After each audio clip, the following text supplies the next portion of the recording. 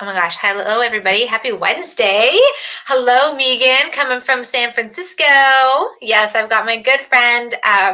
Dance. This is what I love about the dance community. You meet people from around the world and then you just stay friends. While we wait for the interweb and the Facebooks to let all the people know that we are live for this lunch hour, I just wanted to remind everybody that it is still the 32 for 32 campaign going on for the next 13 days. Whatever you buy off my site, all that money, all the after the fees have been taken off because of the systems that do that automatically, all that other stuff will go towards the 3232 campaign to help BIPOC people with their healing process and Raven Stretch, which is a Indigenous legal rights group, or a legal firm, I should say. So yeah, get your butt over there, grab the workouts, grab the stretch stuff, donate just because you want to throw a couple of dollars towards the campaign. Any questions you have, reach out. It's all here until April 26th when I turn 32. Y'all, my goal is $3,200. It's not a whole lot, but it'd be really cool if I woke up being 32 with that much money in the campaign account. So head over there and grab yourself some goodies. Okay, let's get into this conversation because I'm really excited because I haven't talked to this girl in quite a while. We see each other virtually all the time in class, but we never get to be like, you know, when you go into dance class and you have like that studio time and then you can just like go over and be like, da, da, da, da, da. We don't get that. We just like wave at each other. So this is really awesome. Thank you, Meegan, for being on here. Thank you so much for inviting me. Just like super grateful. And I just didn't even realize like how much I really miss that. There is that moment before class and even after class where you get to decompress, talk ideas, reconnect about what's going on, fuel each other. So yeah, just super appreciative of us having this moment now to connect and chat, you know. That's great. Yeah, you just brought up like the post class. Like, I've been so grateful and so appreciative of my friend Erin, who's been in the studio with me. So we kind of had this like decompressing moment. But it's like, yeah, or even those moments in class where you're just like, you want to just be like, one more time, but like really, you know, enthusiastically, and you're just like silently like, you know, not saying anything, or the teacher's like, I think we should do this again, and you just see a whole bunch of like heads nodding. And there's definitely like kudos to teachers who are teaching on Zoom to keep that energy alive. But I think it's like this unspoken or like but very felt thing that interaction that one gets in the studio is like, you can't have that online. Yeah. It just can't happen. Because then microphones would be like, yeah, and it's almost comical, those moments where people are saying goodbye or trying to say thank you, and there's that like overlapping, and so it's definitely a different way of navigating right now. So I definitely echo that. Props to the teachers just navigating and finding a different way to create that atmosphere or that way to process things or thoughts or new findings or pathways or discoveries, to be able to share that with the community. So I think that's really important and something that I know that a lot of us are missing and craving these days. So for sure. It's also nice, I will say though, I really enjoy, and I think there's certain pockets of communities out there that follow teachers or still learning from the same teacher. Like, we've continued to learn together through counter technique.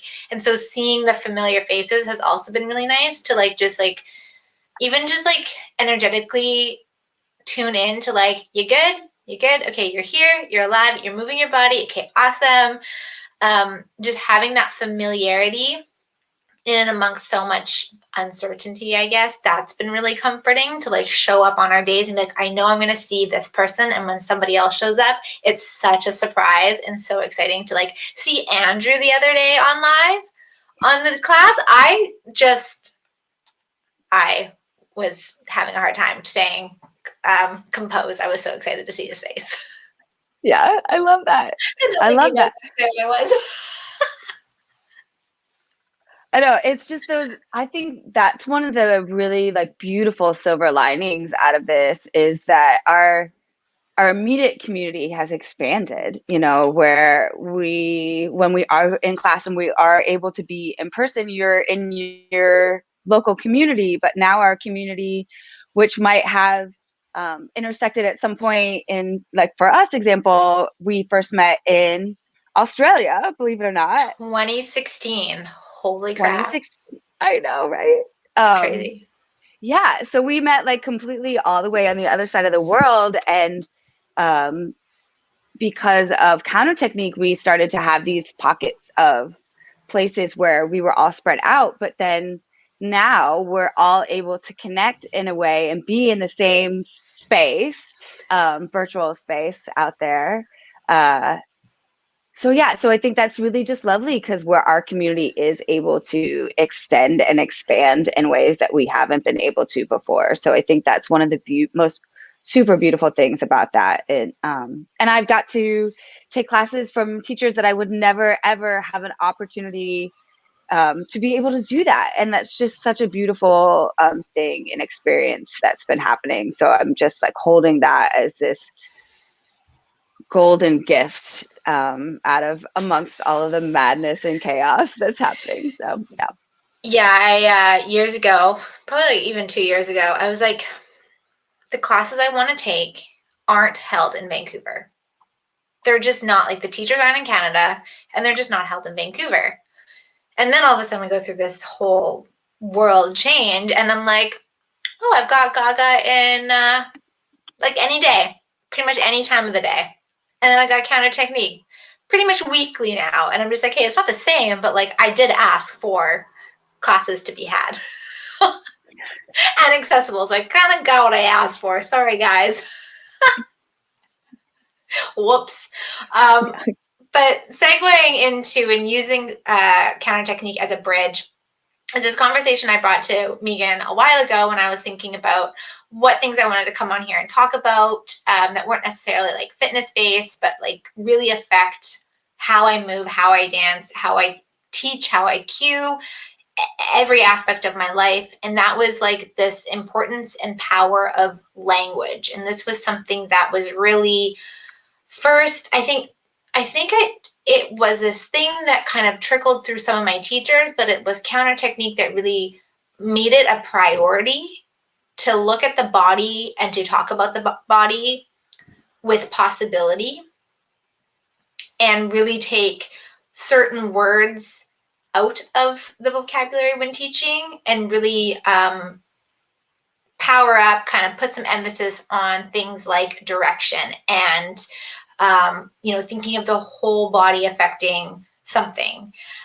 So Meegan was like all excited about that conversation, but we couldn't join each other. And then so I had it, but then we're going to do like part 2, but we're also going to just go from scratch again because I think it's just another conversation that we can hear again. And if people are like, what? But we just like tell myself what to do, or I just like do it. It's like there's so much more possibility if we can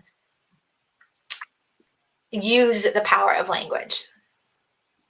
So, Meegan, is there anything just like off the top of your head that you want to like throw onto this conversation right away when that idea pops into your head is like power of language?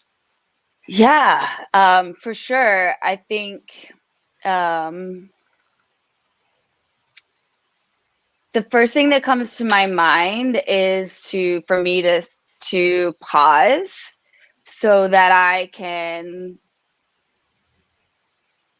really find a clear sense of the words that I want to choose with, especially talking about the power of language.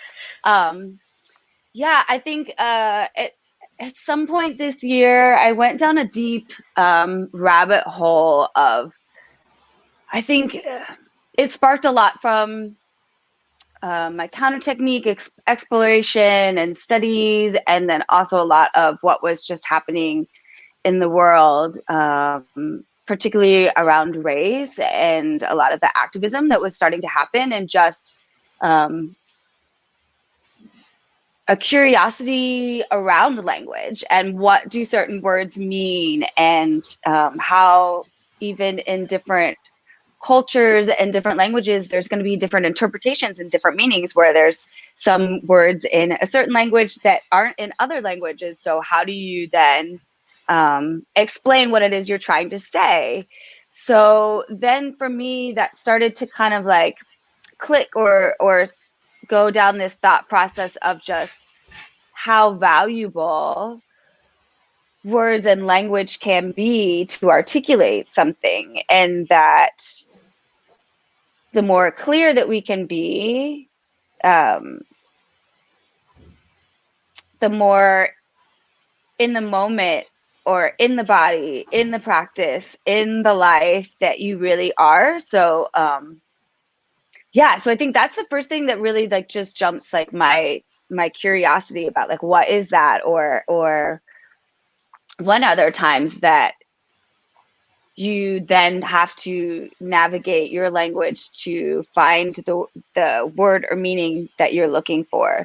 So when I start to take that and look at it into a movement process, because that's where I find my fascination in either in teaching or moving myself or performing or choreographing.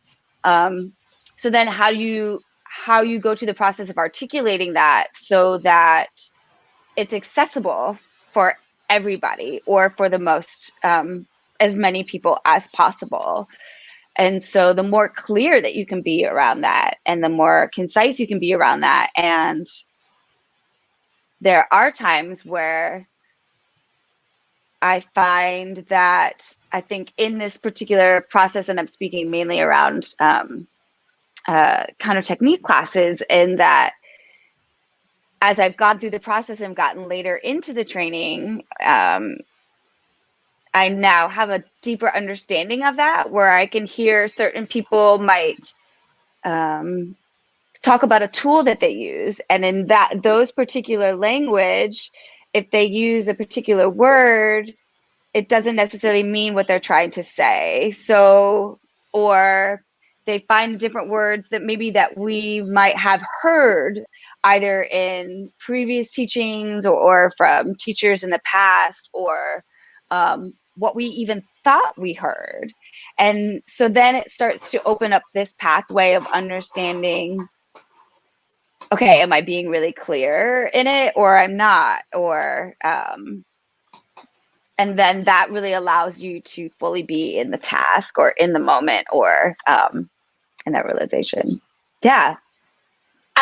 It's interesting you brought all the other concepts of life, because it does trickle into things, and it's interesting to find how different people take different things of learning, and where they first initiate that learning and like cultivate like the foundation for that. And for movers, oftentimes we learn concepts for life and concepts for ourself and our body, and how we treat ourselves to how we treat our other humans. We learn that in the dance kind of like community, and then we're like, oh, it can also trickle out to all these other things, like observation without judgment. It's a counter technique tool, and I first started learning it in the studio, and then I'm like, oh, I can apply that to like how I think about myself, how I listen to somebody, how I observe someone acting. And that was first cultivated like in the studio, in the practice, in the action. But yeah, it's interesting how we search for words and that doesn't always mean what we mean. And I can see in some other cultures the capacity, like the number of words that they have to describe things is like English has so many different descriptive words. And that's where sometimes confusion can kind of get in first on the person. So that's interesting. What's your take on like, I'm going in circles right now. I can feel my brain like turning so fast. Have you found in teaching or in sharing a way to use language in its all colorful ways, but keep it simple so that you are getting this thing that you're talking about, is like, how do we make it then accessible to people to actually go for what we're putting out there, so that they can grasp onto it and take it? Yeah. For sure. Yes, now my wheels are turning. Yeah, I think for me, my brain goes back to this like and I'm just hearing this in my life a lot right now, is to like take a moment to pause and let there be a little bit space and um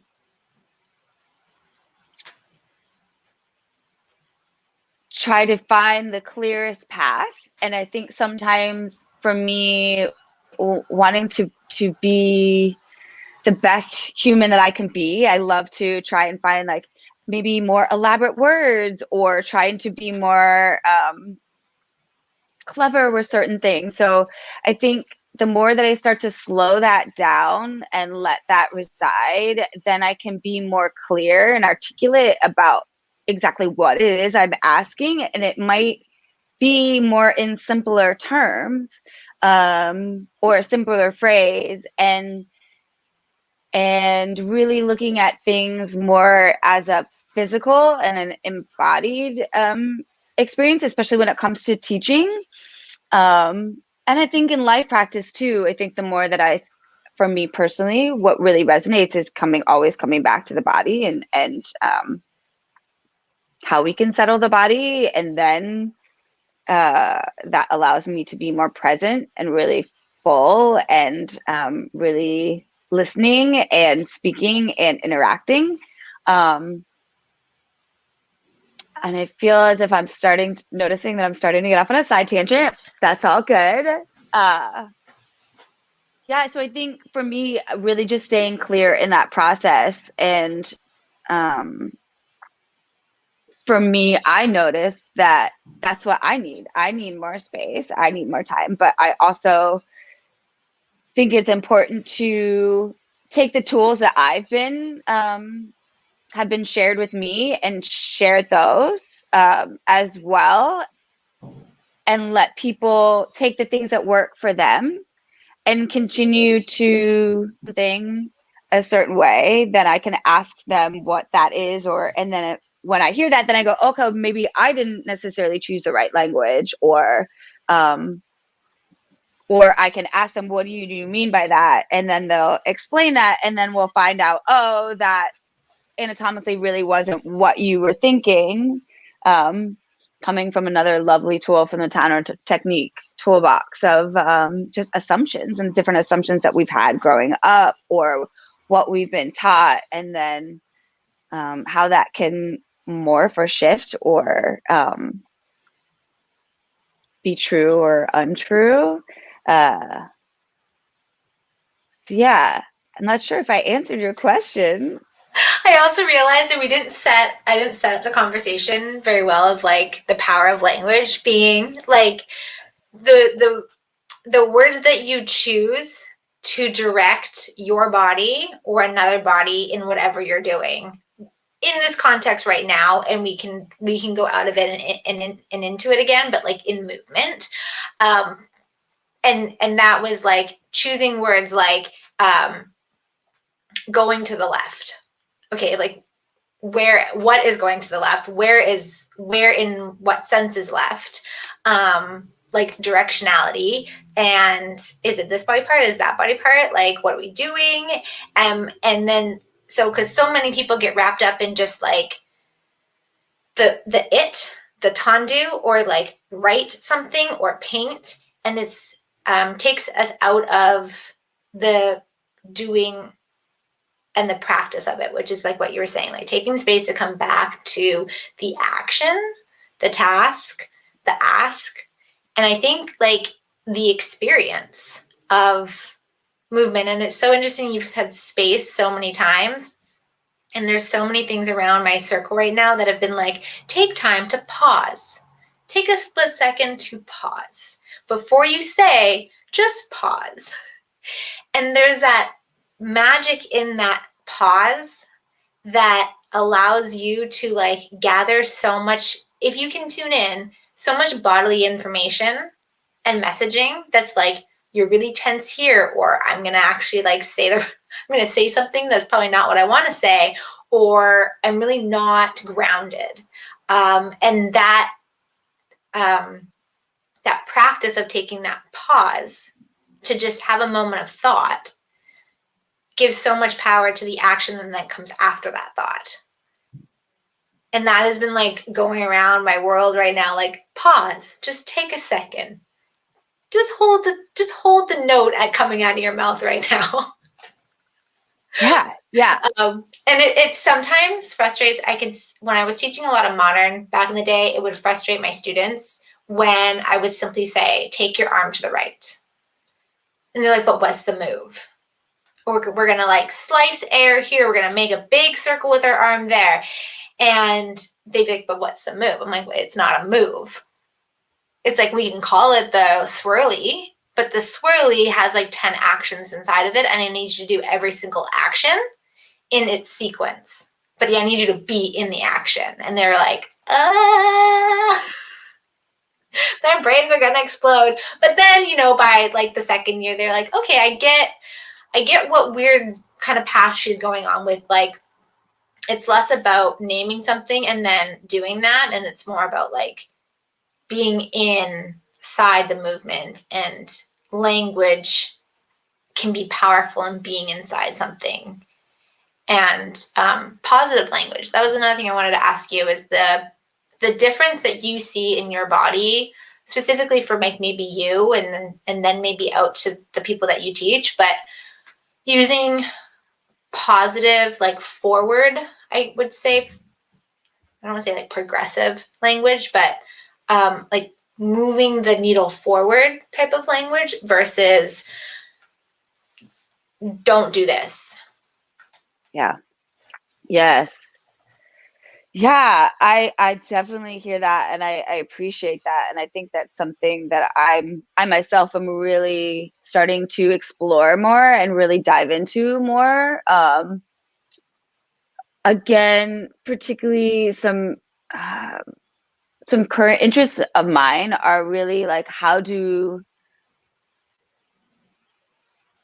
so I'm a lover of movement, and when I share my love and passion of movement, I want to be able to provide the language or a space that is all encompassing and all accessible. So no matter what body you're in, what mental space you're in, you can be there for yourself in whatever capacity. So for me, really starting to look at the language to be inclusive in all of that is so important. And so I think my needle has jumped in that direction and has really opened up my world in a way of more non-judgmental thinking, or as you were saying, action or task, because a task for one body is going to look completely different than another body. So I'm become more aligned and interested in that. Sometimes it might look similar, but sometimes it might be, so I think that's so important right now, instead of how dance at certain points for me in my earlier years was, don't do this, or you need to look like this, or your body doesn't align with the ballerina body, and that was something that I really struggled with for a long time growing up. And, and it didn't take it for me personally. And it's still a journey, I still go through that, and I still have days that are challenging. But I've also so appreciative that I've now come to love the curves that I have, and the width and the wrinkles and the dimples and the I'm like becoming more and more in love with these wrinkles around my eyes, because for me that like just shows that I've been smiling and I've had a lot of joy in my life. So I'm so just appreciative of that, where so I think my outlook has been trying to mold more in that way, and look at the cans and the abilities, curiosities, possibilities, rather than the don't do this or you can't do it this way. And I, again, as I said earlier, I've started to maybe propose more questions, like rather than, for example, like if I do notice something in a class where I'm teaching that could potentially be harmful for a dancer if they continue to do it that route, and my teaching or guiding hasn't necessarily sunk into that, and how do I then address that situation? Well, you know, I try to be mindful of saying don't or do not, just to not restrict or inhibit, but propose it in a way with, oh, what would it be like to do this? Or have you noticed, what do you notice in your body? I notice that I'm seeing a lot of tension in this area and maybe some restriction of movement. So looking at, again, thinking more of an observational perspective rather than a don't do this. But that's just kind of been my bubble. I think especially in the times right now, with because of all of the restrictions, and because of our health, we can't do certain things. So so for me, this past year has really been looking at reframing in ways that can provide more possibilities rather than impeding. Yeah, I totally agree with everything that you just said, and have experienced that too. And I think that you said some really cool things I just want to reiterate is like, what would it be like? What does it feel like?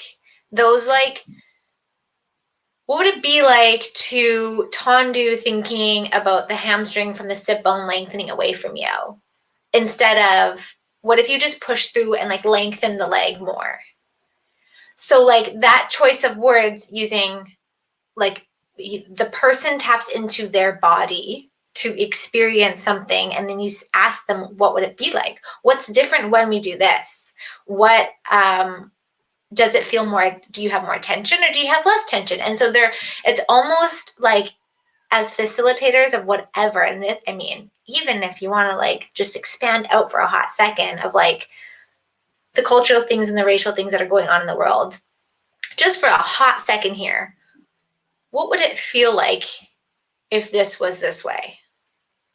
What do you experience when this happens to you? Like, just that way of saying it allows for the person to be involved in the conversation and the body to be involved in the conversation, and then the learning and retraining to actually happen faster, I think, personally. So like, pull that back to movement.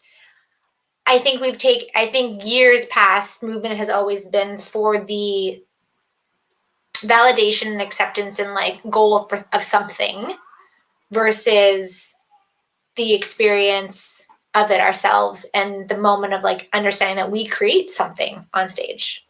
Like I always tell my students, if you make somebody feel something on stage, you've done your job. Yeah, I don't care if you get gold, silver, whatever. I want you to like make someone feel something when you're dancing because you felt something. And I think that there's so much more autonomy, that we are almost like these giver back to the bodies when we're like, what does it feel like? What's the experience like? What happens when you do this? Because then they get to take ownership of like the space that they take, the body that they have, and understand that, oh, I can experience different things when I do different things. So yeah, I just want to reiterate, like, the questions and how you pose a question is actually so important too. And those what ifs are so juicy. And that kind of brings me to like my other side of this conversation that I posed to you, was your development experience, path down self-care and self-acceptance. And you had touched on it just earlier, and then I was like, oh, great segue. We're gonna right into this. And it's something that I think I'm really curious right now about, learning what that looks like in the everyday life of somebody else. And for people who resonate with being movers, being dancers, I think sometimes we're looked at as having really good self-care and like knowing how to take care of our bodies. But the reality is that that's kind of sometimes a lie. Oh yeah, Bit for of a myth. sure. Oh, it We're is not definitely a myth. perfect. No, definitely not. So I'm curious to know how that's been. When did that start to come a thing for you? That awareness that you needed to do things, and what does that look like today? Wow, those are a lot. I'm gonna unpack that one at a time. Yes, there's questions. Yeah. When, what, and how? Yeah. Yes.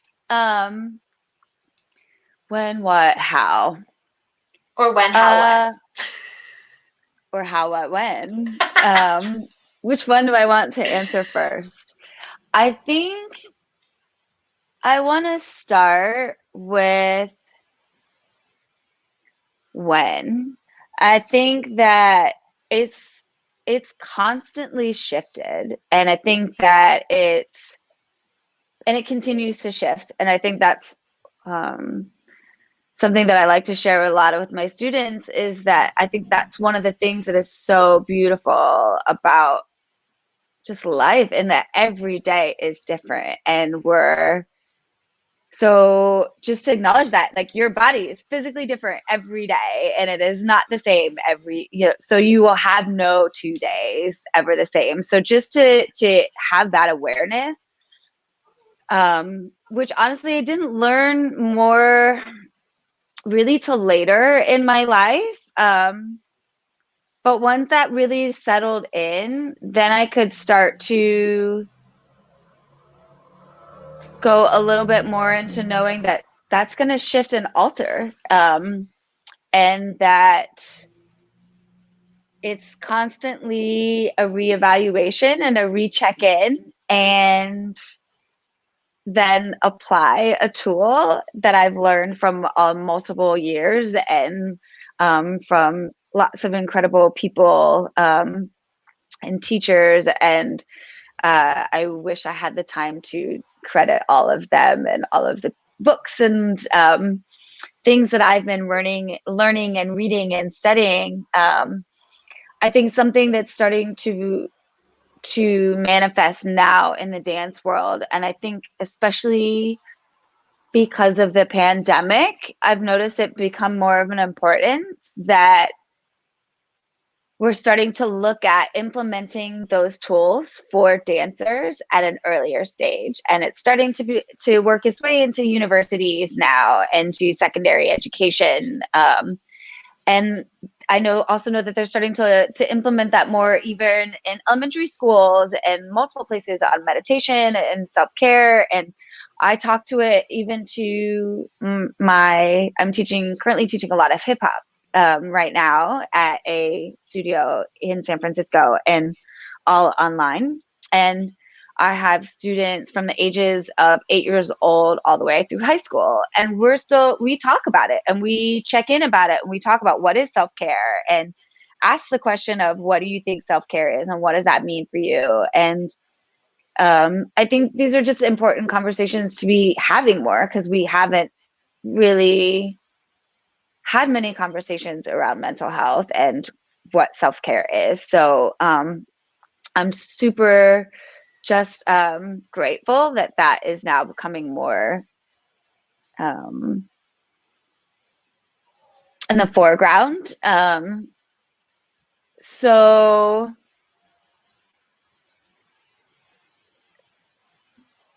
I don't, where do I want to go with that?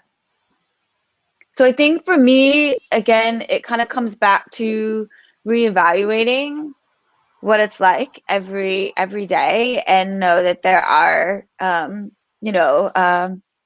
it's not linear, and process is not linear. So there's going to be times where I might find a regiment, or I might find a certain book that is really resonating for me right now, and information that has really been helpful.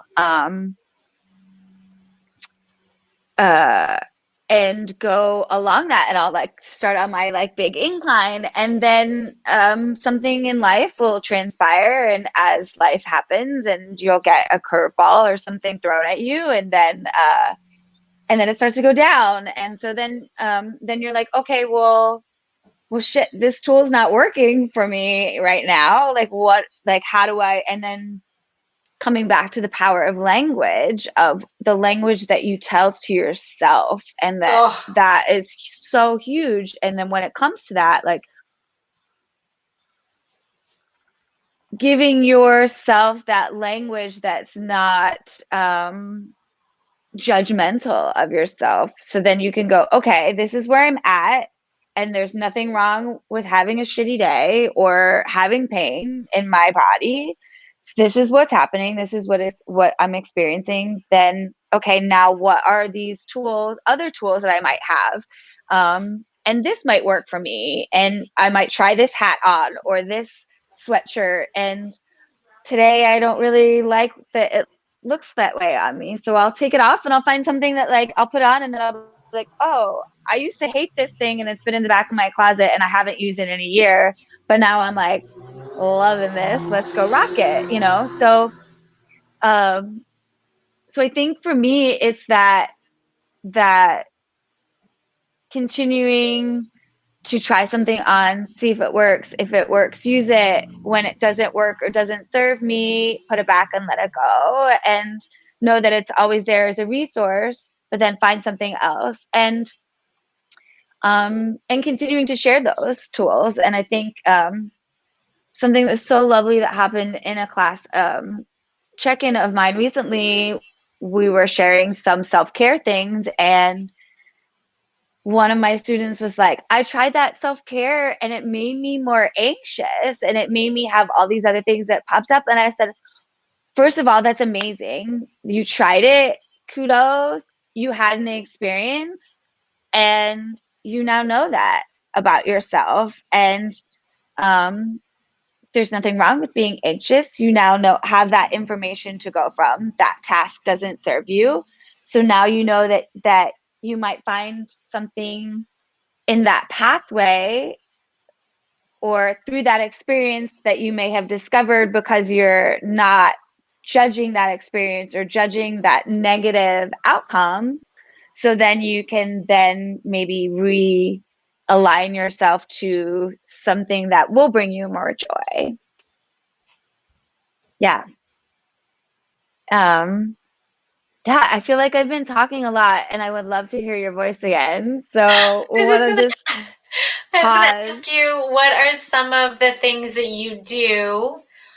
Like, give examples of some of the things that that transpires in your own personal life, like your your things of self-care that you've developed, or not even like you've developed, but you're currently in play with. I've been meditating a lot. I think that's been super helpful for me. Um, to doing a midday meditation. I think just like in the middle of the day, taking some time for myself. And in the meditation I do is really taking a moment with my body and really just checking in, like seeing what's going on, observing places where I might be holding tension or extra tension for that day. Um, if so inclined, and my body or that particular area is really speaking to me, then maybe doing some more stretching or moving around, um, listening to a lot of music and letting myself sing in whatever capacity that means. If at certain points, like belching out, or just like listening to old music that I'm really nostalgic about and like laughing at, oh, the words that I remembered or didn't remember. And then coming back to the language thing and just like, for me, I don't know if I've shared this with you, but I'm a severely hearing impaired human. And so it's been a big chuckle now that I've later in my life finally have hearing aids, and hearing devices is now helping me be able to hear a lot more than I have for a long time.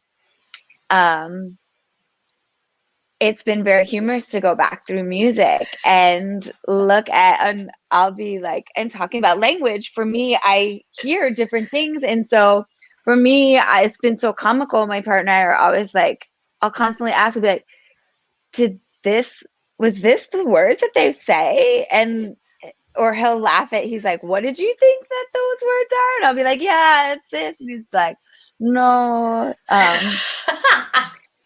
So it's I think also a lovely thing to kind of tie back to with the language. Like for me, that has been something that I'd always been very shy or reserved about because of my disability and not knowing what I've heard. And now that I am able to hear a little bit more, or it's opened up a whole new world for me. And I think that it's really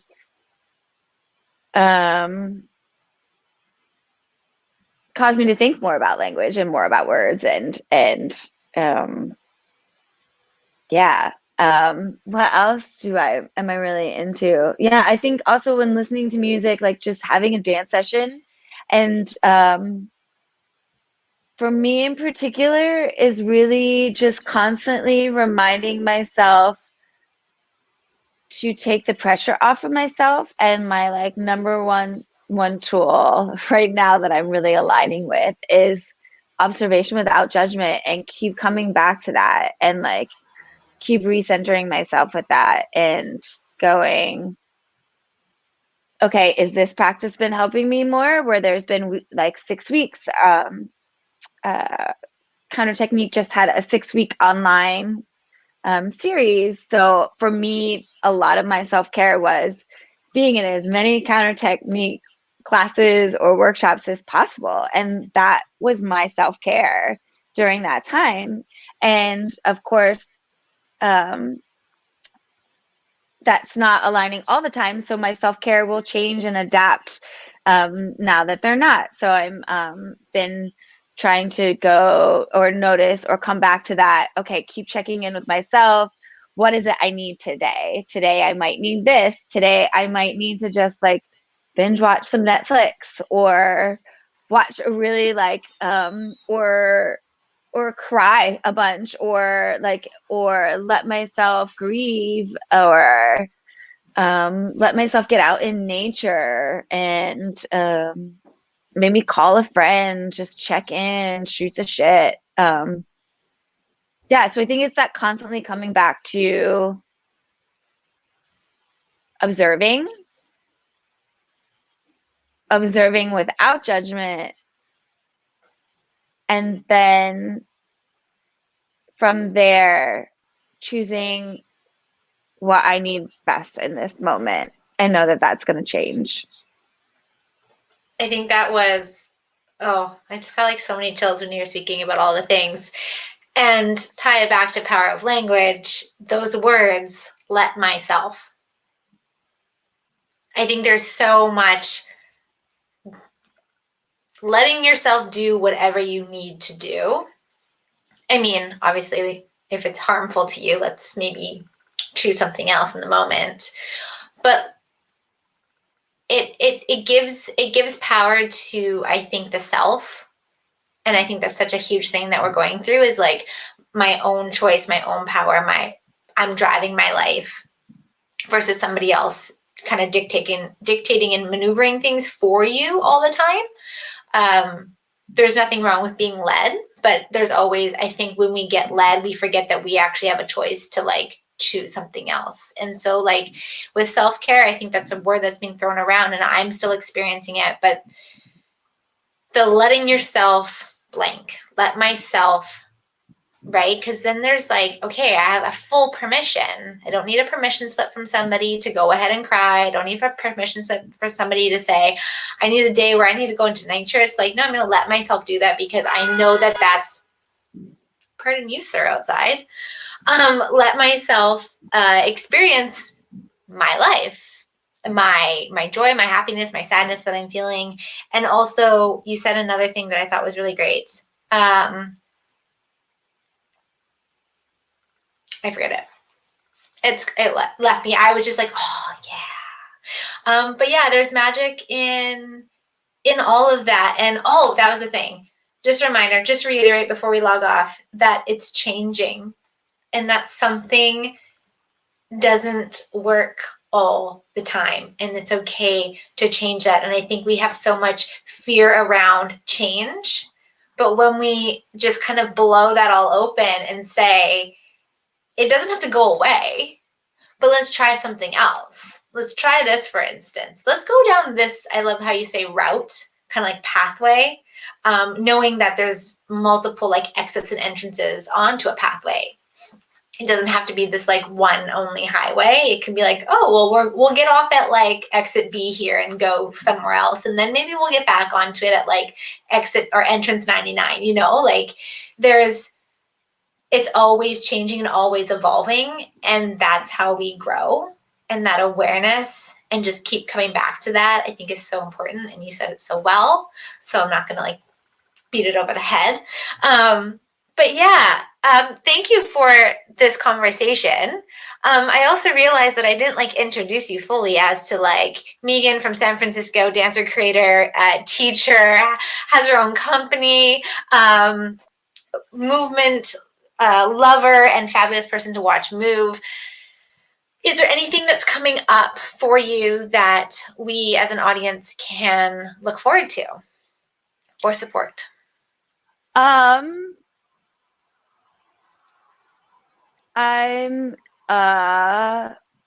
just gonna be transparent that I like don't have anything prepared in that realm to like promote or like talk about. I wanted to just show up and converse and like be here and be present and having a conversation and like kind of step away from the business or promoting and just be a human. Yes. So I'm just going to do that for today. And just to say that if you're interested or watching, you can always just keep an eye out on social media and for things that might transpire in the future. There will be more. That's awesome. Oh, girl, I'm so happy that you could be here with us today. Alrighty, everybody. Hope you enjoy whatever day it is that you're watching this on and whatever time of day that might be for you in the world. And remember that you have got power in your language. Let's observe without judgment. Try open questions for yourself. And remember, take time to self-care whenever you feel possible for yourself and necessary. All right, everybody. Enjoy your day. Bye.